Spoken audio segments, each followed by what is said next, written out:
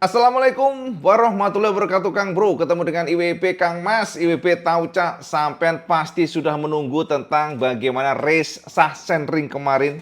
Jadi IWP mohon maaf kalau mungkin lambat Kang Mas, soalnya sibuk pol Cak. Jadi beberapa hari ini IWP sibuk parah. Sebenarnya IWP sudah ingin meracik video untuk menggambarkan ke semuanya bagaimana race Sachsenring.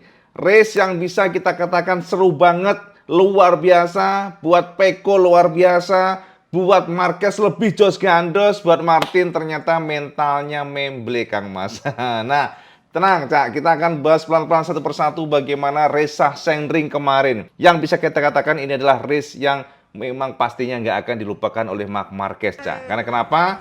Kita tahu Sachsenring adalah teritori Marquez sebenarnya. Akan tetapi problem dia memang banyak sekali Cak. Dari hari Jumat itu udah dah kita sudah katakan ini adalah sebuah kondisi yang memang betul-betul kita nggak nyangka dia bisa finish kedua.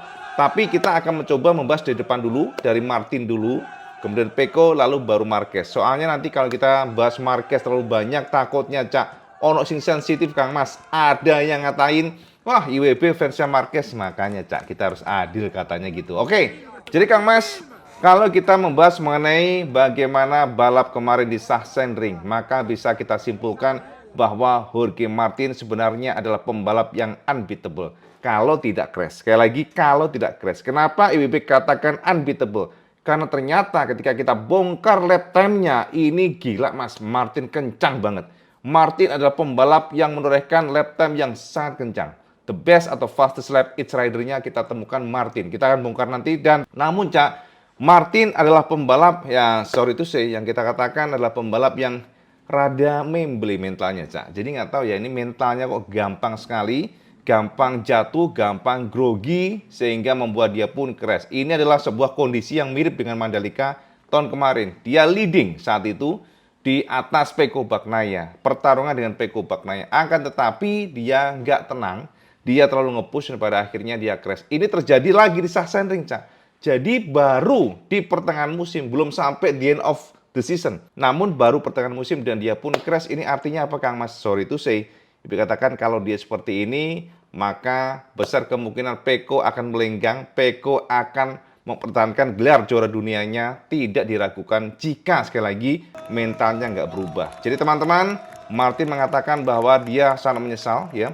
Dia sangat-sangat kesal, dia sangat kecewa karena dia merasa memiliki pace yang luar biasa. Dia mengatakan bahwa I have speed, I have very good confidence, I have a good feeling with the bike, kata dia. Jadi memiliki feeling yang luar biasa dengan motornya, tapi ternyata dia crash. Dan memang Cak, crashnya, kata Martin, itu sebuah crash yang tidak pernah terpikirkan. Karena soalnya kata dia sih, ya semuanya normal. Tapi kalau dari kacamata kita, dia terlalu pushing, terlalu benar-benar nge-push. Padahal itu 2 lap tersisa. Artinya, traksi ban pasti turun drastis, sehingga seharusnya para pembalap di sana atau Martin akan harus lebih berhati-hati, itu aja. Akan tetapi dia pushing very hard, sangat nge-push Kang Mas, dan pada akhirnya the lost traction bagian depan dan gone, hilang semuanya. Dan IWP katakan yang menjadi kampion di sini adalah Peko Bagnaia. Dan IWP katakan sekali lagi, Peko adalah pembalap saat ini yang memiliki kepercayaan diri luar biasa. Peko adalah pembalap yang sangat tenang Kang Mas. Jadi very confidence, very calm bahasanya aja, jadi sangat tenang. Dia memanage bannya dengan sangat baik. Dia berusaha untuk menjaga ritmenya, menjaga bannya supaya penggunaan bannya enggak yang boros-boros amat. Dan kata atau informasi Peko, dia akan mencoba attacking 3 lap tersisa, akan tetapi ternyata nggak perlu attacking Kang Mas, karena pada lap ke 28 ternyata Martin crash. Jadi Kang Mas, di sini kita bisa simpulkan terjadi pertarungan mental. Ternyata Martin nggak tenang, bisa kita simpulkan bahwa Peko di atas Martin untuk mentalnya, untuk ketenangannya. Peko very calm. Sekali lagi sangat tenang ya, sangat quiet bahasanya Cak, dan ternyata ini menjadikan Peko unbeatable. Itu yang bisa disimpulkan dari race kemarin. Martin is the fastest rider, tapi the best rider, sorry to say kita katakan saat ini Peko Cak. Ya terbukti, dia akhirnya menyalip klasemen sementara, poinnya unggul 10 poin dibandingkan dengan Martin. Jadi ini adalah bukti bahwa Peko memang luar biasa. Nah pertanyaannya Cak, bagaimana dengan di belakangnya? Nah ini Kang Mas yang menarik Kang Mas. Jadi teman-teman, kalau sampean bertanya ke IWP, what happened ayat naon dengan Marc Marquez.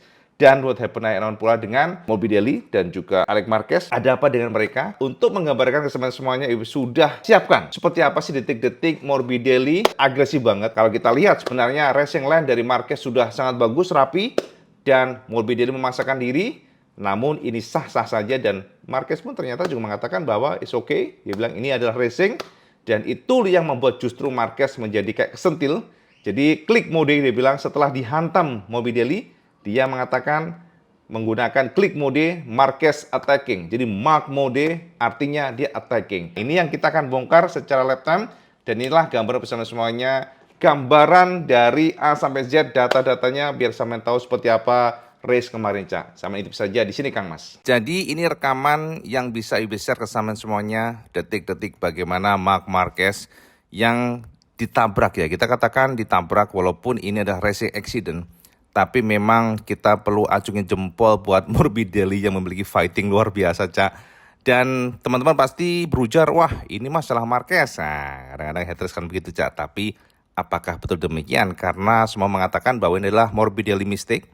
Morbidelli terlalu agresif, tapi tentu saja kita akan lihat seperti apa sih detik-detik gambaran untuk insiden kemarin. Kita intip di sini, Cak. Teman-teman, memang kalau kita perhatikan Morbidelli pada saat di T1 seringkali melebar.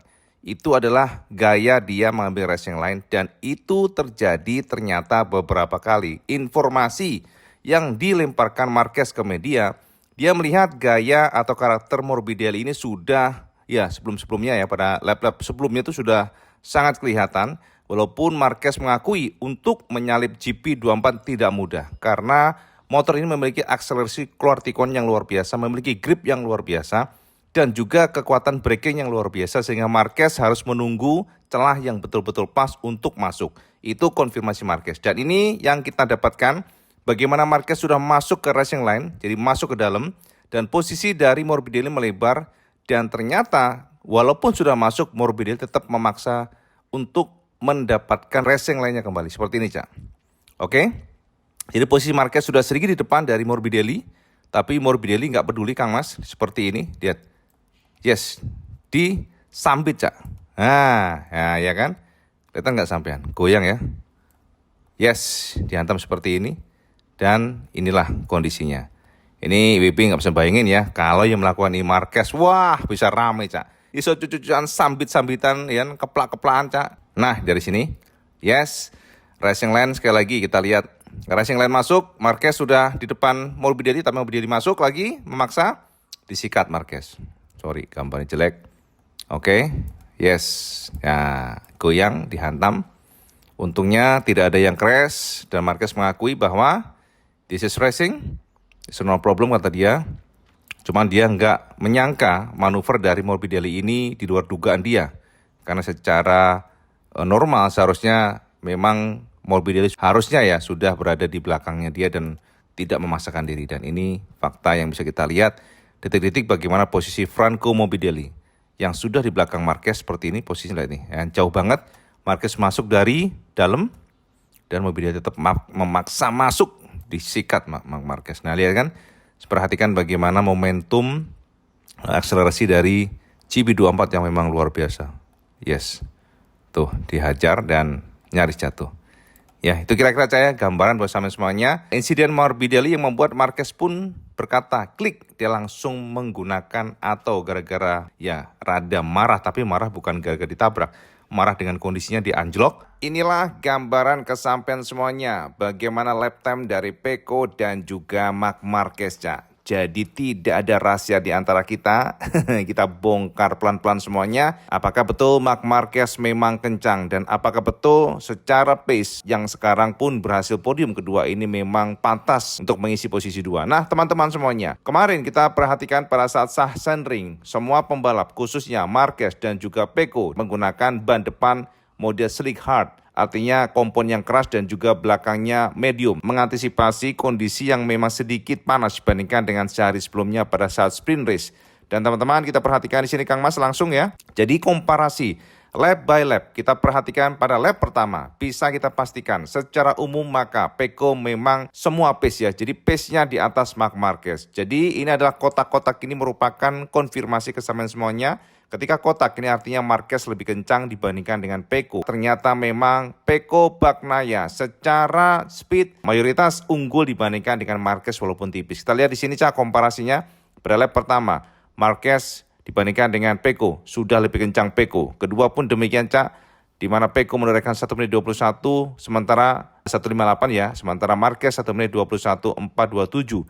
Kemudian pada lap ketiga Pecco juga menorehkan waktu yang sedikit lebih kencang dibandingkan dengan Marquez. Lap keempat sama, sedikit lebih kencang. Dan juga pada lap kelima, ini adalah lap yang luar biasa karena Pecco bisa menembus tembok 1 menit 21 dengan 1 menit 20 987 detik. Dan ternyata pada lap ke-6 ini ya, ternyata Marquez juga luar biasa menorehkan lap time yang sangat identik, menjebol tembok 1 menit 21 dengan 1 menit 20 851 detik. Artinya memang Marquez kencang. Marquez secara pace sebenarnya sangat identik, mirip walaupun sedikit sekali kalah dibandingkan dengan Pecco. Tapi secara umum kecepatan Marquez memang tidak kalah dibandingkan dengan pembalap depan. Kemudian kita lihat di sini Cak pada lap ke-7.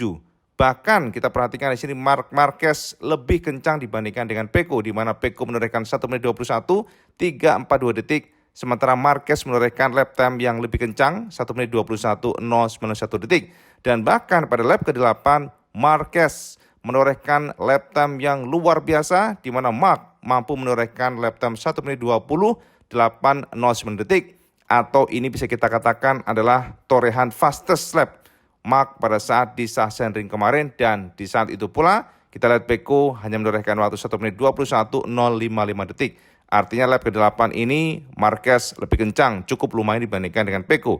Lalu ke-9 sama Cak, ternyata Marquez juga lebih kencang dibandingkan Pecco, akan tetapi ritme ini tidak termaintain dengan baik. Karena Marquez harus berjibaku melawan para pembalap lainnya. Marquez harus melawan para pembalap di depannya seperti Bezzecchi, seperti Enea Bastianini, Binder, kemudian juga banyak sekali pembalap lainnya seperti Maverick Viñales, sehingga dia kecepatannya memang tidak sekonsisten dari Pecco Bagnaia. Kita lihat di sini Cak, di lap 10 Pecco ya lebih lambat dibandingkan dengan Pecco dengan 1 menit 21 395 detik, sementara Pecco 1 menit 21 374 detik. Sekali lagi tipis banget. Lalu ke-11 sama, Pecco sedikit lebih kencang, 12 sama, sedikit lebih kencang. Dan kemudian ke-13 kita perhatikan di sini juga ternyata lumayan ya. Di sini Pecco menggeber lagi, mendobrak lagi tembok 1 menit 21 dengan 1 menit 20 892 detik. Dan kemudian ke-14 sama, 1 menit 20 978 detik. Ini luar biasa, konsisten sekali. Pecco kencang banget Cak. Dan kita lihat di sini kembali Marquez yang menjadi pembalap terkencang. Kang Mas lihat nih. Lap 15 Marquez kembali mengalahkan Pecco dengan 1 menit 21 140. 16 demikian pula, Pecco take over sedikit. Dan artinya di sini Cak kita lihat Marc Marquez. Kalau kita jabarin satu persatu bisa panjang banget Cak. Tapi yang jelas Marquez secara pace ternyata mirip-mirip, tapi dia anjlok di lap kedua-dua, di mana dia mendapatkan insiden dengan Franco Morbidelli, tapi kemudian dia bangkit kembali. Dan teman-teman, kalau kita lihat pada race pace Marc Marquez ini memang dia sangat konsisten, dia masih bermain di angka 1 menit 21 kecil, walaupun kadang-kadang ada besar. Dan bahkan di lap 29 dan 30 kita perhatikan di sini, lap time Marc Marquez sukses ya, menorehkan lap time yang cukup mencengangkan, cukup kencang, di mana di sini juga kita lihat Pecco sedikit kendor, mungkin karena Martin juga sudah crash, jadi dia nggak terlalu nge-push. Dan di lap 30, Marc pun juga lebih kencang dibandingkan dengan Pecco dengan 1 menit 22 521 detik. Ini adalah gambaran kesamaan semuanya Cak, bahwa Marquez memang kencang, Pecco juga very fast, most leader di sini Cak. Tapi pertanyaannya begini Kang Mas, apakah Pecco lebih kencang dibandingkan dengan Martin? Tentu kita akan komparasikan ya, kita akan bandingkan sebagai data dan fakta, walaupun tentu saja race adalah race, di mana ada beberapa kondisi yang mungkin pembalap nggak bisa konsisten seperti menyalip, tertahan pembalap lain, tapi kita kesampingkan itu, tetap kita coba untuk menjabarkan kesamaan semuanya, gambaran, karena race pace itu nggak bisa bohong, walaupun mungkin ada fluktuasi grafik untuk lap time-nya, tapi konsistensinya tetap bisa kita lihat dari data yang kita dapatkan. Oke, kita lanjut sekarang untuk melihat komparasi Pecco melawan Martin. Nah, kalau kita lihat di sini Marc Marquez sedikit ya, mungkin minoritas ya menguasai atau lebih kencang dibandingkan dengan Pecco. Artinya memang secara risk base Peko lebih baik dibandingkan dengan Marquez. Walaupun step by step Marquez terus melaju, Marquez terus mendekati dan gap pada saat finish pun hanya 3,8 detik. Tapi kita tentu tidak kesampingkan bahwa lap time dari Peko memang di atas rata-rata atau dibandingkan dengan Marquez, maksudnya Cak ya, memang lebih kencang Peko Bagnaia secara mayoritas. Nah, sekarang kita mari komparasikan dengan Jorge Martin, Cak. Nah, Kang Mas, ini dia Cak gambaran kesampaian semuanya. Bagaimana berbedanya ya. Jadi bagan ini atau data komparasi ini berbeda jauh dibandingkan dengan Marquez tadi. Saya melihat bagaimana Marquez yang sedikit sekali bisa mendahului atau menguasai, mengungguli Peko. Akan tetapi Martin di sini justru mayoritas dari lap time-nya ini unggul dibandingkan dengan Peko Bagnaia, Cak. Artinya secara kecepatan Martin sebenarnya lebih baik dibandingkan dengan Peko secara mayoritas. Kita intip di sini Kang Mas. Pada lap pertama langsung Jorge Martin melesat dengan 1 menit 22.832 detik. Dan di sini Peko kalah Cak dengan 1 menit 23.198 detik. Secara kecepatan bisa kita katakan Martin langsung menggebrak. Dan lap kedua pun akhirnya Peko bisa mengungguli Martin. Dan terpautnya menjadi cukup dekat. Kan di sini kita lihat Peko merangsek dengan 1 menit 21.158 detik. Sementara Martin di kisaran 1 menit 21.588 detik.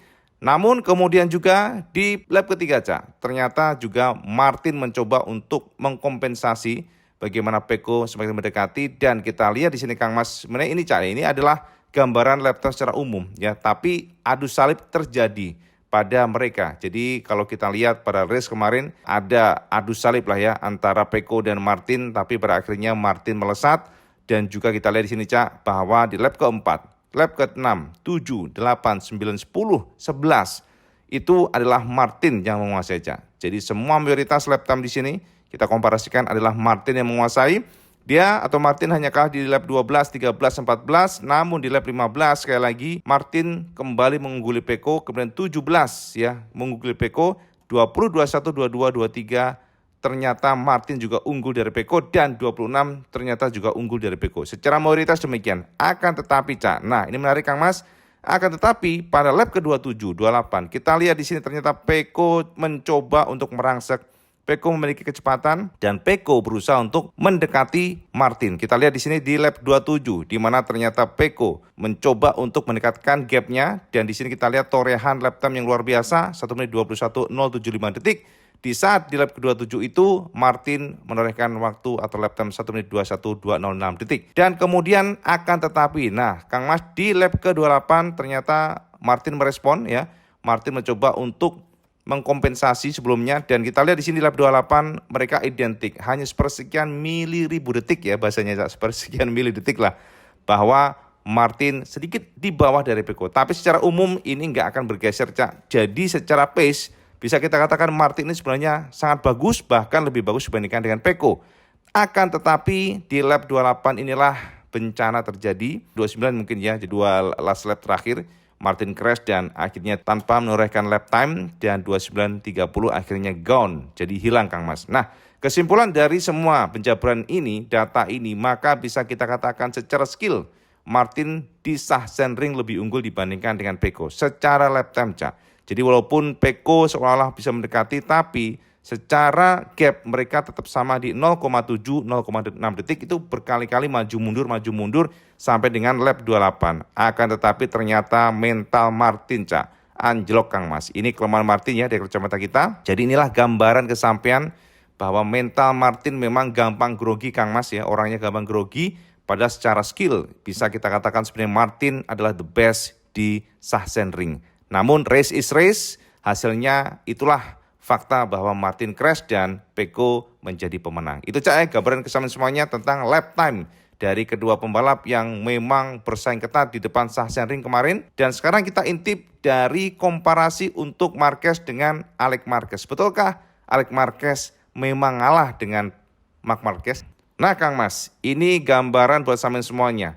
Komparasi antara lap time Alex Marquez dan Marc Marquez dan fix dengan kita lihat dari sini maka secara general race pace Marc Marquez lebih baik dibandingkan dengan Alex Marquez terutama pada lap-lap terakhir. Kita lihat di sini Cak pada lap kedua 8, 10, 11, 15, 16, 17, 19 dan bahkan 24 yang ada sedikit kegoncangan di dua-dua ya, di mana Morbidelli yang menghantam atau terhantam bahasanya Cak, akan tetapi di lap 23, 24 dan kemudian 26 hingga terakhir kita lihat Marc Marquez unggul dibandingkan dengan Alex Marquez.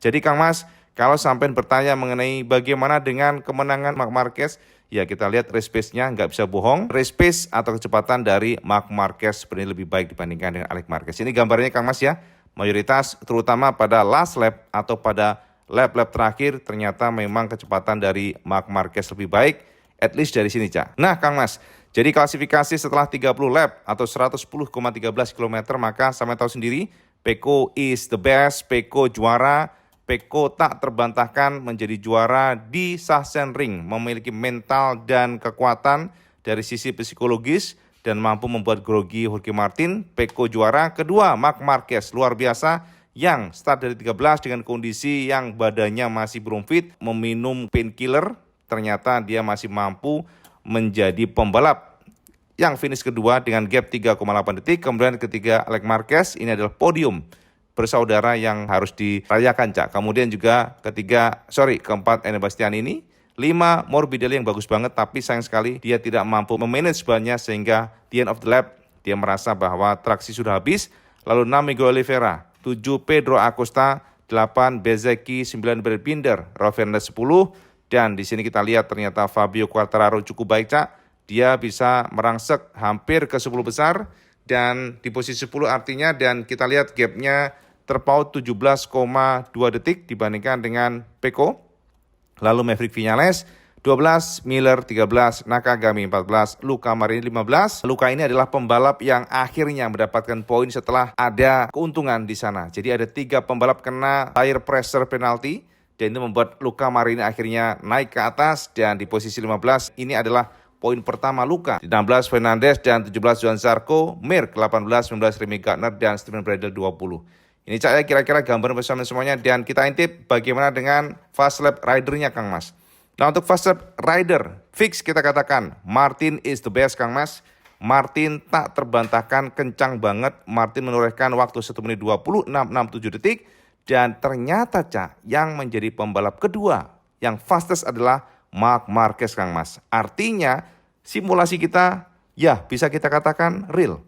Karena kita lihat bagaimana komparasi lap time-nya tadi dan kita perhatikan di sini memang Marc Marquez memiliki pace, kecepatan yang kencang banget, bahkan time attacking Marquez mampu menorehkan 1 menit 28,09 detik atau mengungguli Pecco yang menorehkan waktu 1 menit 28,22 detik. Keempat Morbidelli, kelima Bastianini, lalu 6 Miguel Oliveira, 7 Alex Marquez, Maverick Viñales 8, 9 Pedro Acosta, 10 Raul Fernandez, 11 Brad Binder, lalu Fabio Antonio dan yang paling terakhir adalah Remy Gardner Kang Mas. Ini adalah gambaran kesamaan semuanya, bukti bahwa fastest lap each ridernya atau time attacking Martin adalah pembalap terbaik, terkencang di Sachsenring, terlepas dia dilosor Kang Mas.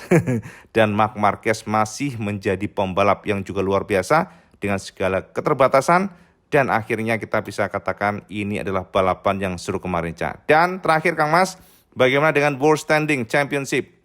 Oke, ini dia. Setelah Martin crash, maka Pecco menguasai klasemen sementara, take over Cak. Jadi Pecco bak raya menorehkan 222 atau unggul 10 poin dibandingkan dengan Martin. Jadi ini hanya ya kita katakan ganti posisi aja Cak.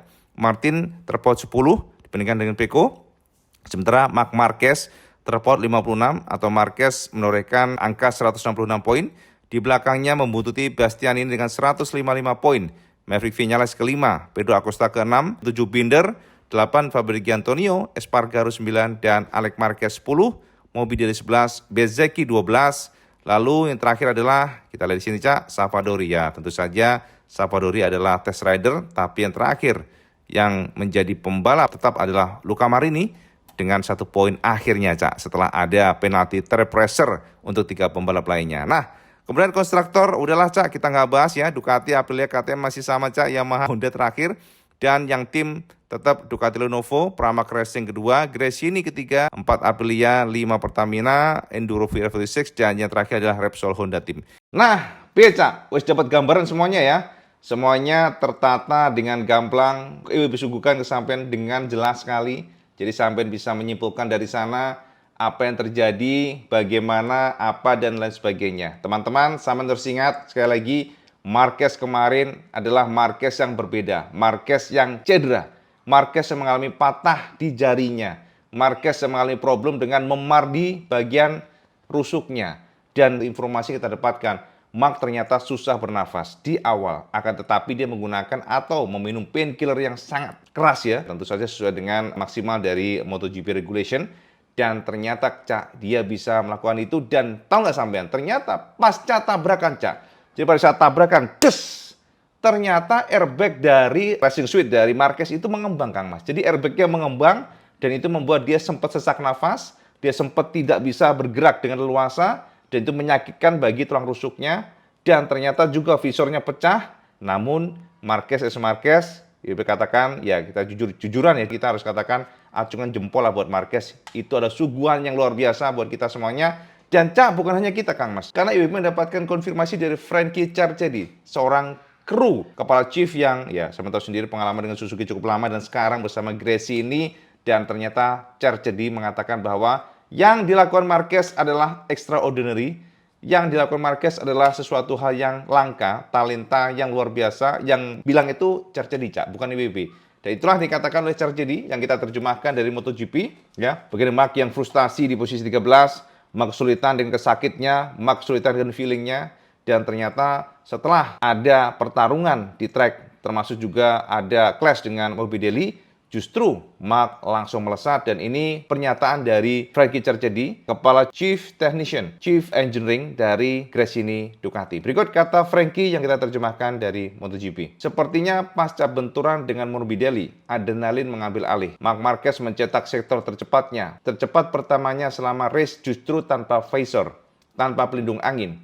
Ini cukup mengejutkan. Selama bertahun-tahun di karir teknisi MotoGP, aku belum pernah melihat hal seperti ini. Kalian selalu membuat rencana, berapa lap race, motor apa yang kalian gunakan, dan kemarin semua tidak ada yang berjalan sesuai rencana. Kami punya masalah teknis, makanya kami tidak yakin sampai detik terakhir semua akan berjalan baik. Di kualifikasi kami mengalami masalah teknis dengan satu motor, lalu harus melompat ke motor lain tapi justru stuck. Kemarin dia kesulitan di sektor 1, 2 tikungan kanan di mana dia mengalami masalah pada tulang rusuknya. Pagi sebelum race kami melakukan setup motor untuk mengatasi cedera. Kami mencoba untuk sesuatu untuk membuatnya lebih gesit, tapi dia bilang tidak. Di MotoGP sangat sulit untuk menyalip. Untungnya, Mark sangat kuat di sektor terakhir belokan kiri. Dia menetapkan sektor 1 tercepat sepanjang akhir pekan pada lap terakhir. Itu kata Charchedi Cak. Dan ternyata Cak, menurut Michael Laverty, ini adalah salah satu ya pengalaman di MotoGP. Laverty mengatakan bahwa benturan keras yang diciptakan Morbidelli sebenarnya itu sangat menyakitkan. Karena dengan mengembangnya airbag maka membuat pergerakan motor juga sulit, dan walaupun mengempis nantinya akan tetapi pertama kali itu mengembang pasti akan menyakitkan tulang rusuk. Berikut kata Michael Laverty. Insiden tersebut memicu dia untuk bertindak. Frankie melebar kembali ke jalurnya, pintunya terbuka, Mark mencoba memasukkan GP23 miliknya. Terjadi kontak dan airbagnya mengembang, lalu visor motornya pecah. Itu adalah insiden balapan namun berhasil memicu sesuatu dalam diri Mark, sehingga permainan terus berlanjut. Enea Bastian ini sempat berhasil menyalipnya. Bahkan dengan airbagnya mengembang, dia bertarung melawan Enea. Ini akan sangat melukai tulang rusuknya. Memang airbag pelan dan pasti akan mengempis, tapi itu butuh waktu. Saat mengembang, rasanya sangat tidak nyaman. Itu menyakitkan. Airbag yang mengembung ada di area lengan, di bagian samping badan pembalap. Semuanya terasa sangat sempit dan ini membuat pembalap sulit bernafas. Kontak dengan Morbidelli lah yang membuatnya bersemangat. Dia mengambil resiko dan tidak peduli. Mark adalah seorang masokis. Begitu rasa sakit terpicu, hal itu akan mendorongnya untuk bertindak. Dia adalah sosok yang luar biasa. Tidak ada kata berhenti walau posisi start dari 13. Tidak ada kata menyerah buatnya. Yes, itu kata Laverty Cak. Jadi Kang Mas, semuanya terjabarkan ya. Tergambarkan dengan jelas bagaimana kondisi Mark kemarin, bagaimana Marc Marquez, dan semuanya mengakui Mark luar biasa kemarin. Dengan posisi 13 start, kemudian berhasil menyalip. Bahkan Bezzecchi disalip, Enea disalip, kemudian Pedro Acosta disalip, dan Maverick Viñales disalip. Dia bisa posisi 13 itu luar biasa. Ya, walaupun mengatakan bahwa ada yang crash di sana, kalau enggak Mark ketiga ya, at least dia kan podium, Cak. Jadi itu yang bisa kita simpulkan dari perkataan dari para masing-masing engineeringnya, dari Charchedi dan juga pengamat MotoGP Michael Laverty. Nah, sekarang kita ingin tahu seperti apa sih yang dirasakan oleh Enea Bastian ini. Karena kita tahu Cak, Enea berusaha keras untuk menyalip Marquez, bahkan sempat menyalip Marquez, tapi akhirnya dia menyerah gara-gara pace Marquez sedikit lebih baik, termasuk juga ternyata dia direcokin oleh Morbidelli dan dia sulit menyalip Morbidelli. Namun secara general Enea memang menyatakan bahwa sulit untuk mengikuti Marc Marquez. Berikut kata Enea yang kita terjemahkan dari MotoGP. Memilih ban selalu menjadi tantangan di Sachsenring. Kalian membalap dengan kondisi ekstrim, terutama di tikungan 8 dan 10. Aku kehilangan waktu di sana, juga saat bertarung dengan Marc. Sulit untuk mengikuti Marc. Ini adalah balapan yang sulit bagiku sejak lap pertama karena aku melakukan kesalahan pada right head device. Aku melakukan putaran dengan kondisi motor turun, pada akhirnya aku mencoba untuk kembali lap demi lap. Aku lebih baik. Aku dekat dengan podium. Saat aku dekat dengan Morbidelli, aku sempat bertarung melawan Frankie. Lalu aku kehilangan waktu. Ya, Marc sudah menjauh.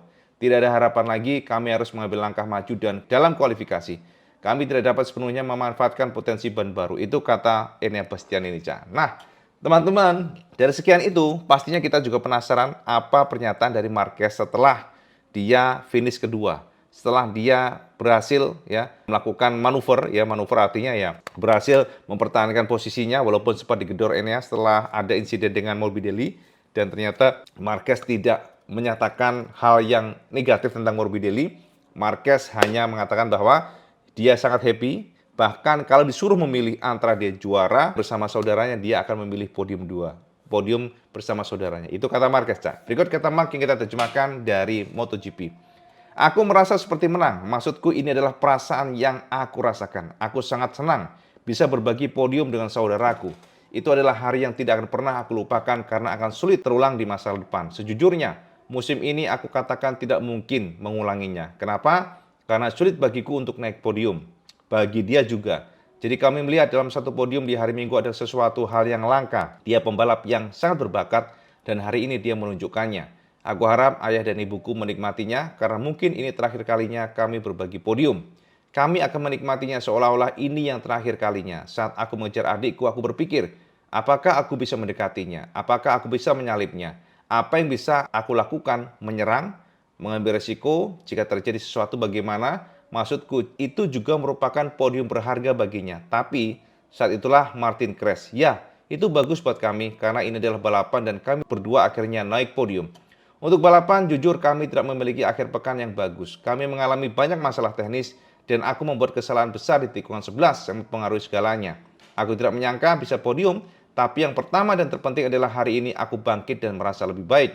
Aku berkata kepada timku, hari ini aku bisa membalap dengan agresif. Aku bisa masuk dalam race Marc Mode. Tulang rusukku jauh lebih baik sehingga aku bisa bernafas dan bergerak dengan motor. Jariku memang patah, namun bisa bergerak sedikit. Tapi sekarang kami akan memperbaikinya dan itu bukan masalah besar. Sebelum terjadi kontak dengan Morbidelli, rencanaku adalah tidak terlalu menekan ban dan mencoba melakukan comeback dengan lambat. Karena sangat sulit untuk menyalip di sini. Namun kemudian terjadi kontak dengan Morbidelli. Itu adalah manuver tak terduga sehingga aku kehilangan banyak waktu. Pada 2 lap sebelumnya, dia sebenarnya sudah melakukan kesalahan melebar. Di saat kejadian, dia mengambil racing line yang sama, lebar, sehingga aku langsung tancap gas masuk dari dalam. Tapi kemudian dia menghantamku, itu adalah kontak yang tak terduga. Untungnya kami berdua tidak crash, jadi kami baik-baik saja. Tetapi momen itu membuatku langsung klik, oke, sekarang aku akan keluarkan semuanya. Hingga aku bertarung balik melawan Bastianini. Lalu kami saling salip selama 2 kali, tidak hanya itu, aku juga mengejar Morbidelli dalam 2 lap dan menyalipnya secara agresif. Tapi itu satu-satunya cara untuk menyalipnya. Hingga hasil manis itu tiba. Dan jika kalian mengatakan kepadaku, kamu tidak akan menang, tapi kamu akan berbagi podium dengan saudaramu. Aku akan pilih yang terakhir, yakni satu podium dengan saudaraku. Ini adalah akhir pekan yang luar biasa. Sebelum race, aku meminum koktail, obat penghilang rasa sakit. Tapi malam ini, aku akan meminum koktail jenis lainnya. Yes, itu kata Marquez. Berikut kata Alex yang kita terjemahkan dari MotoGP. Tidak mudah menjaga ban depan dan belakang di akhir-akhir lap. Di sanalah aku terkejut karena tiba-tiba Marc sudah 0 detik. Aku membatin, sialan, sekarang apa yang harus aku lakukan? Kemudian aku melihat Martin jatuh, itu membuatku gemetar. Semua pembalap berusaha menyelamatkan ban, itu adalah pertarungan manajemen ban. Kami berusaha untuk tidak menggunakan ban belakang. Aku juga sempat kesulitan menyalip Morbidelli. GP24 memiliki lebih banyak kelebihan di beberapa area, khususnya saat pengereman dan masuk tikungan. Padahal itu poin di mana kalian bisa menyalip di Sachsenring. Yang jelas ini adalah hari yang sangat baik bagi kami. Podium yang tak terduga bagiku sebelumnya. Aku bilang P7 adalah target asli kami. karena kita tidak punya kesempatan. Tetapi kami membuat perubahan yang bekerja dengan sangat baik. Aku kalah banyak dengan Franco Morbidelli. Aku tidak dapat mengambil slipstream. Dari Pecco. Jadi aku senang bisa berbagi podium dengan Mark. Aku mencoba mengendalikannya hingga akhir karena aku berada di batas maksimal dengan ban. Kami tidak cukup cepat di awal musim hanya di Harris. Kecepatan balapan tidak sesuai dengan yang kami inginkan. Namun hari ini kami memiliki ritme yang bagus, mudah-mudahan kami bisa melanjutkan performa ini sampai akhir. Ya, jadi semuanya gamblang ya Kang Mas. Dari Alex Marquez, kemudian juga dari Frankie Carcedi, ya, kemudian juga dari Leverty, termasuk juga dari Marc Marquez sendiri. Dan bisa kita simpulkan bahwa memang ini adalah sebuah balapan yang luar biasa bagi Marc bersaudara. Marquez juga luar biasa, walaupun secara teknis akhirnya dia pun tidak bisa mempertahankan sebagai raja Sachsenring. Karena akhirnya Marc kalah dari Pecco dengan gap 3,8 detik. Tapi yang jelas dari kacamata kita, Marc masih menjadi sosok yang menarik sekali. Bahkan kalau IWB membahas tentang pembalap lain itu tontonannya atau penontonnya kecil, tapi kalau kita membahas Marquez selalu gede. Jadi jangan salahkan IWB Kang Mas kalau banyakkan Marquez kita bahasnya. Ya Kang Mas ya. Jadi dari semua penjabaran IWB tadi maka bisa kita simpulkan bahwa sekali lagi Martin adalah pembalap yang harus diasah lagi mentalnya Martin adalah pembalap yang sepertinya tidak tenang kalau ada yang ngikuti dari belakang. Martin sering melakukan kesalahan, blunder Kang Mas. Jadi crash. Sekali lagi crash dan crash. Ini adalah crash kedua kalinya. Dan Pecco pasti memanfaatkan ini dengan sangat baik. Dan Pecco adalah pembalap yang tenang. Itu kelebihannya. Makanya kalau dari kacamata IWB pribadi, jika masih seperti ini terus, maka terbuka kemungkinan ya dari kacamata IWB, Pecco akan juara dunia. Gak usah nunggu sampai nanti aja Tapi kita lihat bagaimana kematangan Pecco, bagaimana kontrol emosinya, kontrol motornya yang memang luar biasa. Karena teman-teman sekali lagi sekarang adalah tire is number one. Tire management number one. Sama tahu sendiri kan bagaimana kita membahas tentang tire pressure yang membuat Marquez pun di penalti kemarin mundur posisi 10 dari 4. Dan ternyata di Sachsenring kemarin juga ada korbannya Jadi ada 3 pembalap yang dikasih penalti dan membuat Luca Marin pun naik. Jadi ini adalah momen di mana pada akhirnya Luca Marin mendapatkan 1 poin dan itu pun dari hibahan pembalap lainnya yang kena penalti. Jadi ada 3 pembalap, salah satunya Zarco Kang Mas. Jadi gitu informasi buat sampean semuanya sekilas bagaimana race kemarin di Sachsenring. Jadi bisa kita jabarkan secara jelas bahwa Marc Marquez memang luar biasa. Lap time-nya ternyata nggak kalah dengan Pecco. Walaupun secara general mayoritas masih sedikit di bawah Pecco. Namun bisa kita simpulkan Jorge Martin the fastest rider sebenarnya. Namun ketenangan ternyata masih kalah dengan Pecco, mentalnya masih mental kerupuk Jadi Pecco menang karena Martin crash. Dan untuk Marc Marquez dengan kondisi yang kita katakan sangat suffering, luka cedera ya, tangannya patah, kemudian juga rusuknya memar, yang bisa nafas, menggunakan painkiller, dan kondisi GP23 yang terbatas, tidak sekencang GP24. Namun Marquez menunjukkan bahwa dia masih belum habis Kang Mas. Marquez posisi 13, finish kedua ini luar biasa dan gapnya pun juga nggak jauh, hanya 3,8 detik. Itu informasi buat sampean semuanya Saman komen di bawah Kang Mas kira-kira dari kacamata sampean dengan kondisi kemarin, apakah pantas kita sebut Marc still Marc? Marc masih belum habis, apakah pantas? Sampean sebut demikian, sampean komen di bawah. Dan apakah sampean setuju kalau dari kacamata pribadi IWB jika mental Martin adalah mental yang masih jauh dibandingkan dengan Pecco, mental kerupuk, mental gampang grogi. Dan kalau seperti ini maka Pecco sangat terbuka juara dunia jika kondisinya tidak berubah. Sampean komen di bawah. Seperti biasa langsung suka video sama like, share, dan subscribe. Ojo lali sampean sholat 5 waktu karena itu yang paling penting. Assalamualaikum warahmatullahi wabarakatuh. Salam sekandos.